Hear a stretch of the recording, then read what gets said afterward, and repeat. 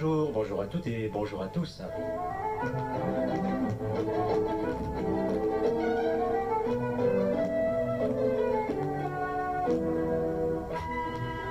Comme tous les jours sur Radio Ici et Maintenant, 95.2, ici et maintenant.com,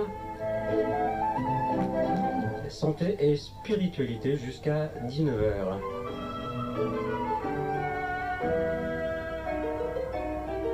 En souhaitant que vous soyez vraiment là.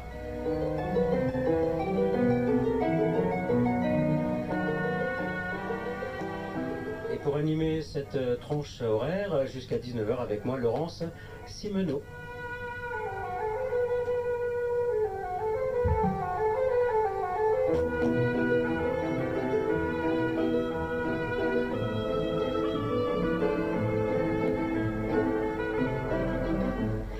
Vraiment là, Laurence?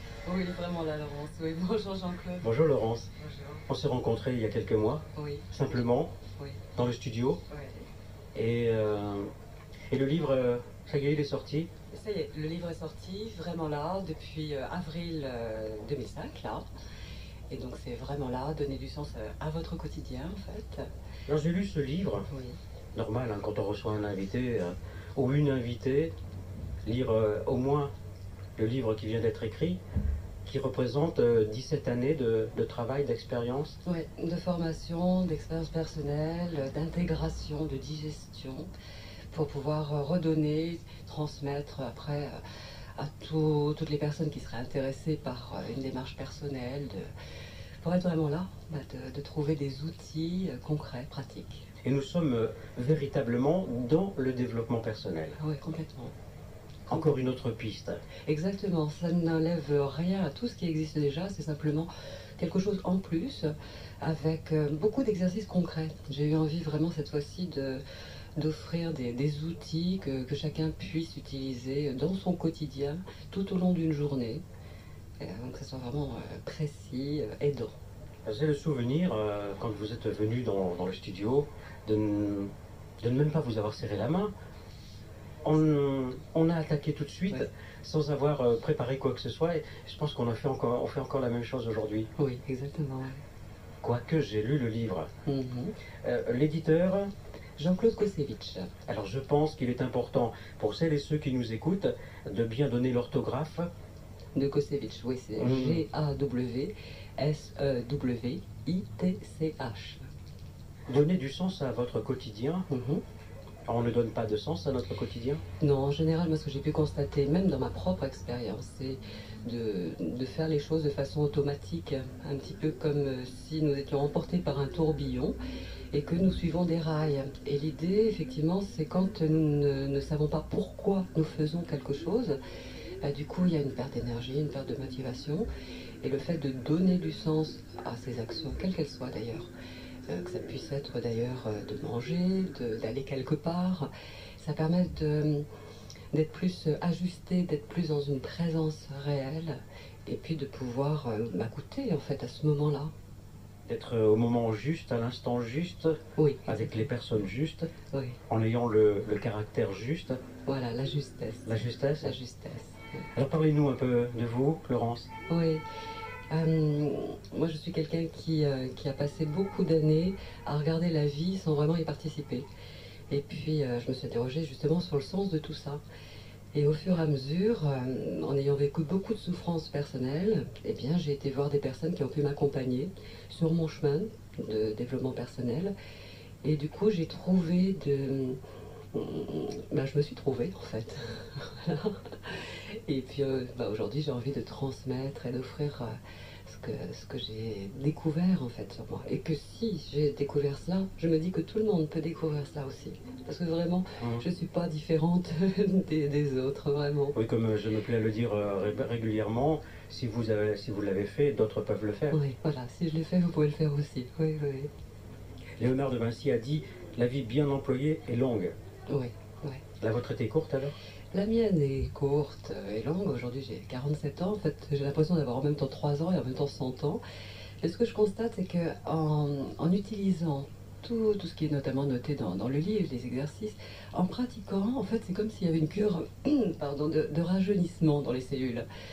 Je sais qu'aujourd'hui, je ne fais pas mon âge.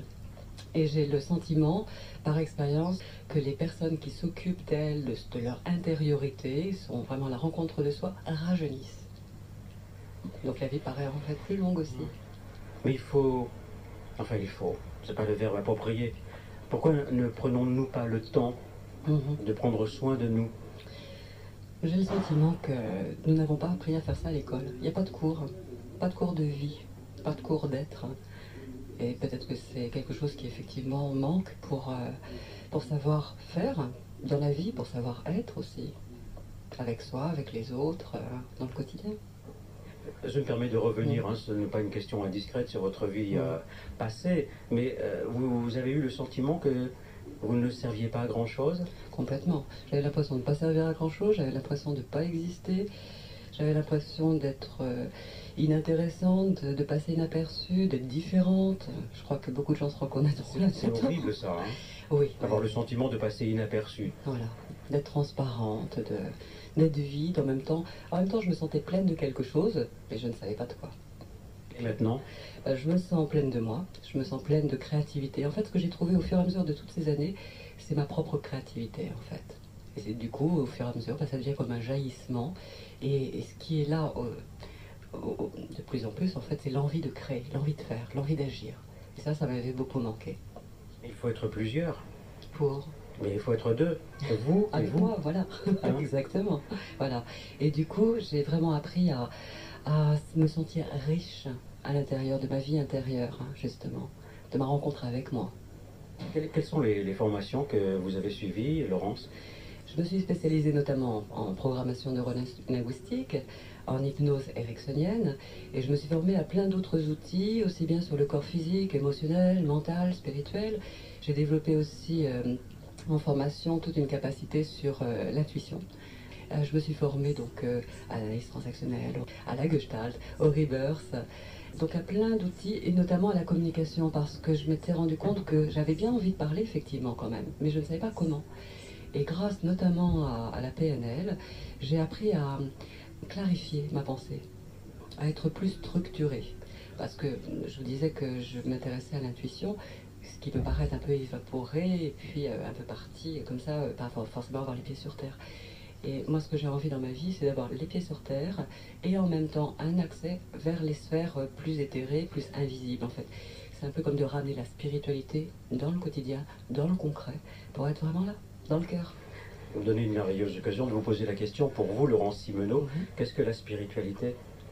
C'est une manière d'être et de voir la vie. C'est de pouvoir aller au-delà des apparences, de pouvoir sentir à nouveau ce sens qui est là derrière les comportements, derrière les émotions, derrière les pensées aussi qu'on émet, pour retrouver son centre, pour revenir à l'intérieur, à ce qui est le plus sacré, le noyau le plus lumineux en soi. C'est comme une voie de sagesse en fait, ça part de sagesse à l'intérieur. Donc la spiritualité pour moi c'est vraiment revenir en même temps ici et maintenant, dans le concret, tout de suite, et en même temps être en liaison directe avec une globalité et se sentir appartenir à un grand tout aussi. Et ça c'est important notamment dans ma découverte personnelle où je m'étais sentie beaucoup seule.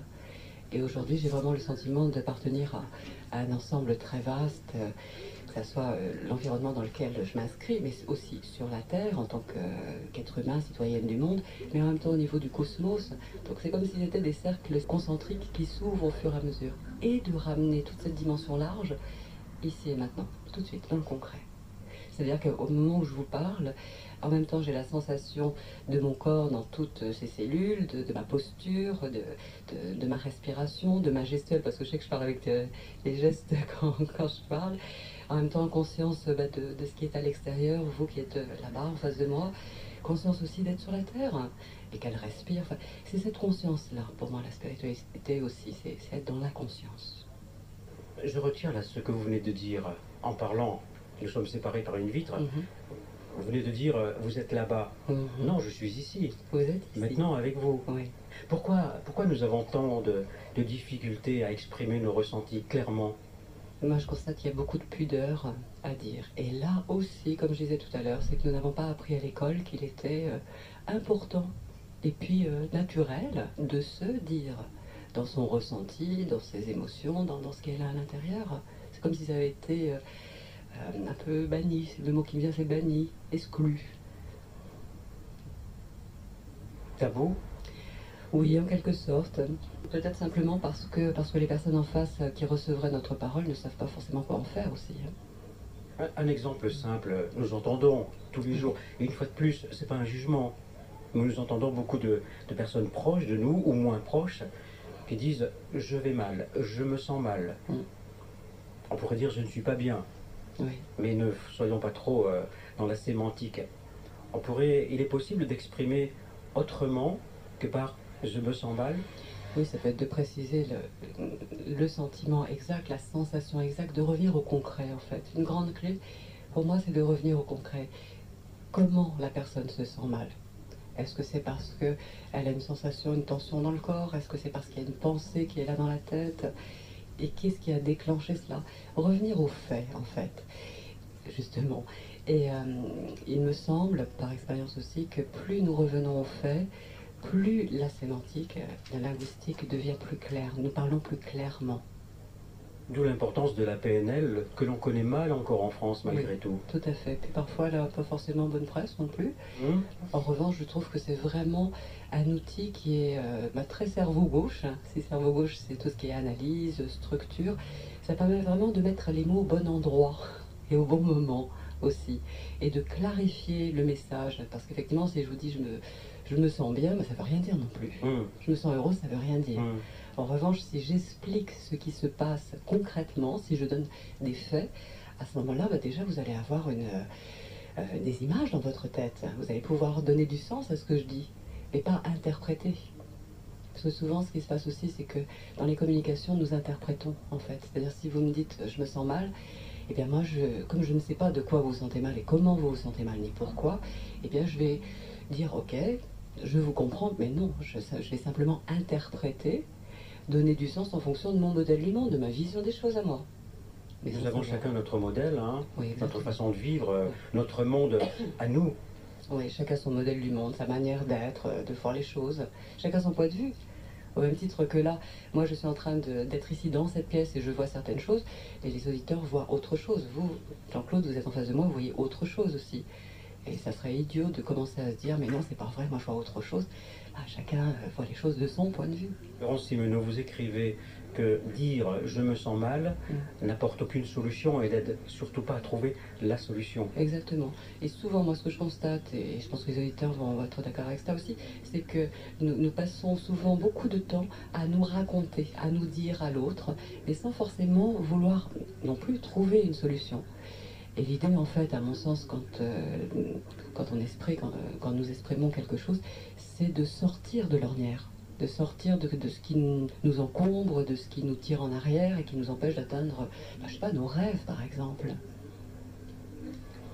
Que pourrions-nous dire à la place de « je me sens mal » ?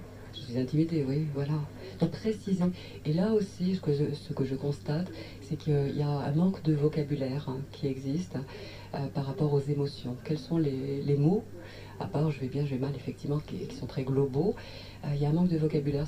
Oui, pour pouvoir justement avoir plus de manière de dire les choses aussi. Il y a une définition qui n'est pas partagée par tout le monde quant à l'intuition. Qu'est-ce que l'intuition pour vous, Laurence ? Pour moi, l'intuition, c'est